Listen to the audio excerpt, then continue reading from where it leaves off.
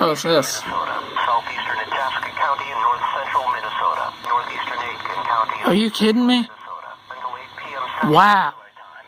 At 7:30 p.m. Central Daylight Time, a severe thunderstorm was located 7 miles You south could get more. or 11 miles southeast of Grand Rapids, moving east at 65 miles per hour. 65. Very dangerous storm.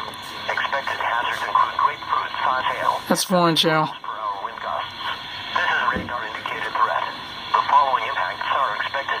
People and animals outdoors will be severely injured. Expect shattered windows, extensive damage to roofs, siding, and vehicles. This severe thunderstorm will be near Jacobson around 7:35 p.m. Central Daylight Time.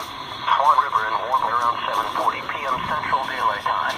Other locations impacted by the severe thunderstorm include Silica, Molina, Floodwood Lake, Ball Bluff,